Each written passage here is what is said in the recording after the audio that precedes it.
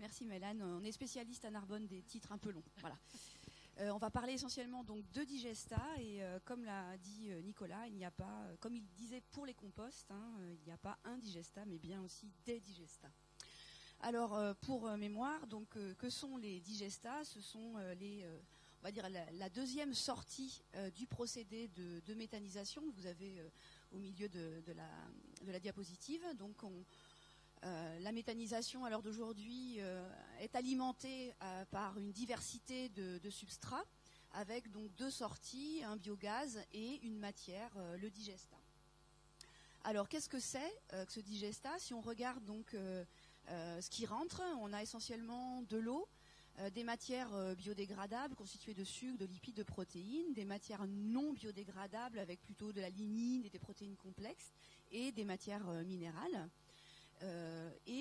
Donc quand on passe à la moulinette du procédé, donc on va avoir la sortie biogaz constituée de méthane, de dioxyde de carbone, d'hydrogène principalement. Et en sortie, on a une matière, un digesta brut, qui contient de l'eau et puis des matières minérales qui vont rester quasi proportionnelles à ce qu'il y avait en entrée. La partie non biodégradable peut être plus ou moins attaquée, mais généralement ça reste surtout sur des fractions telles que la lignine, on peut rester aux mêmes proportions. La partie biodégradable, eh bien, s'est transformée en biogaz, il en reste donc une légère fraction. Il y a eu bien sûr croissance des micro-organismes, et puis la partie azote ammoniacal le pool grandit en lien avec la dégradation de la matière organique. Alors si on regarde cette composition de notre sortant au regard des besoins au niveau du sol,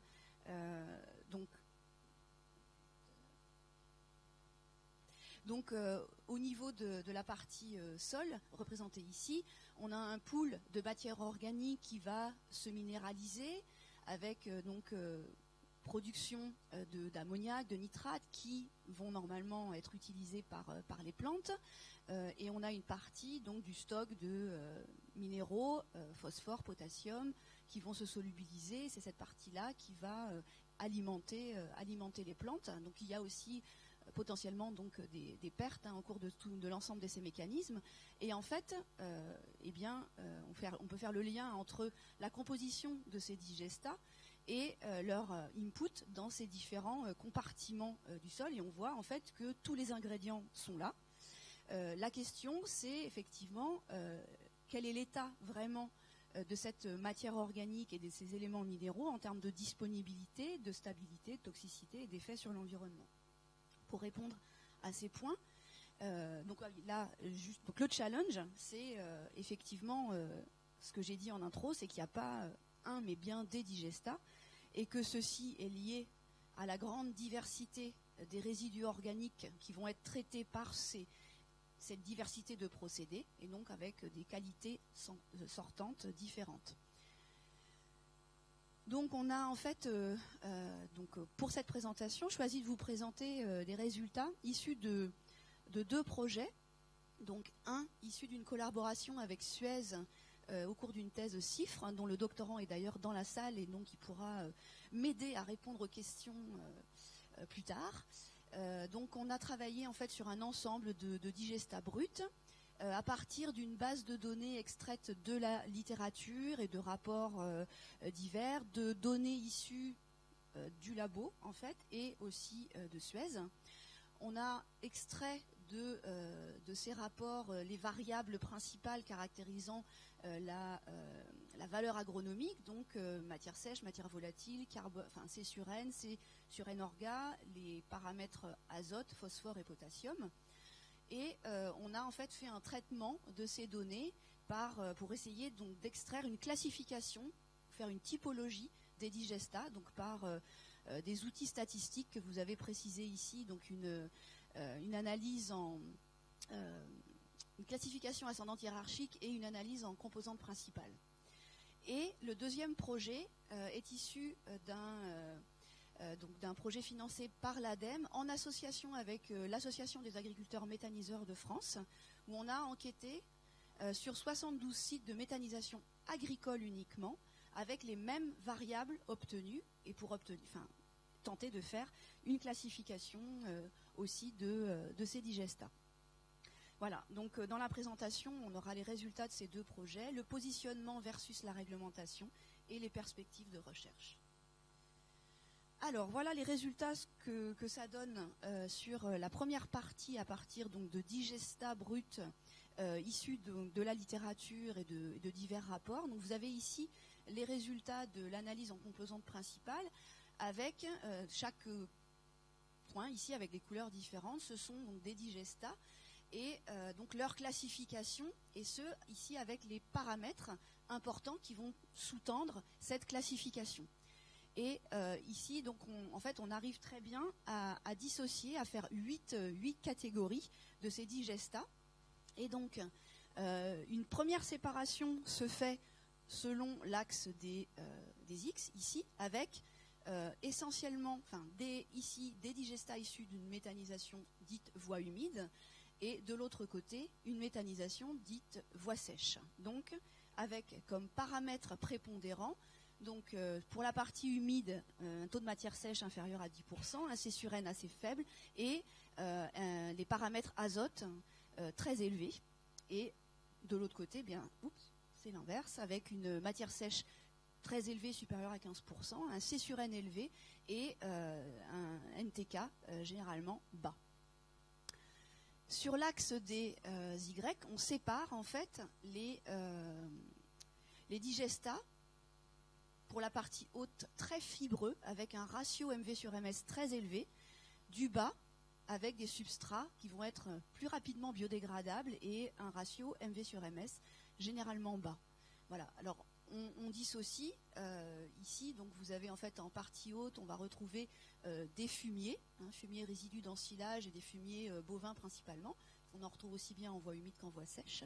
Et ici dans la partie basse, on va retrouver des boues issus des stations d'épuration, biodéchets, et la fraction organique des ordures ménagères ou des biodéchets pour les voies sèches. Voilà, donc si on extrait les informations de ce résultat ACP, on retrouve en fait donc les 6 classes. On a enlevé deux classes qui étaient pas pertinentes, et on retrouve donc les digestats de voies humides avec leur forte proportion en azote, et puis les digestats de voies sèches qu'on va retrouver ici.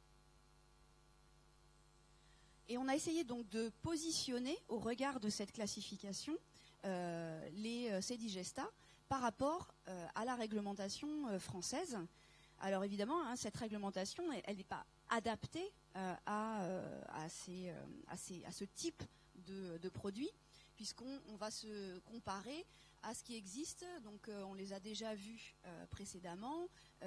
Donc la NFU 44 095 pour les composts de boue, les composts, les amendements organiques pour la NFU 44 051, et puis les engrais pour la 42 001. Et en fait, on s'aperçoit que par rapport à nos 6 classes, faudrait les faire rentrer au forceps en fait dans ces réglementations, puisqu'en fait on est généralement pas assez sec, donc on le voit ici, parce qu'on est en dessous de ce qui est exigé pour ces réglementations. On est généralement trop minéralisé, pas assez organique et pour rentrer dans la norme amendement, et pas assez de NPK pour atteindre les normes fertilisants. D'où souvent en fait si on veut vraiment atteindre un statut de produit, des post-traitements qui sont rendus nécessaires et qui sont par exemple présentés ici dans un extrait de la thèse de Felipe, donc qui soutient dans un peu moins d'un mois, et donc qui a montré, grâce à sa recherche bibliographie, la possibilité des diverses filières de post-traitement, donc soit sur les fractions solides, soit sur les fractions liquides, et on va retrouver l'astruvite, etc. Voilà, un ensemble de possibilités de post-traitement pour ces digestats. Donc la deuxième partie concerne les digestats uniquement agricoles que nous avons analysés selon la même méthodologie sachant donc que ces digestats sont reconnus comme fertilisants depuis l'arrêté de 13 juin 2017. Alors la classification, donc même schéma que tout à l'heure, et on arrive aussi à classer, à avoir donc les digestats solides d'un côté, les digestats liquides de l'autre et les bruts. Donc on retrouve une similitude de classification si on zoome sur ces digestats agricoles. Voilà, donc avec des propriétés plutôt d'amendement pour les solides et d'engrais organiques avec une richesse en ammoniac pour les fractions plus liquides.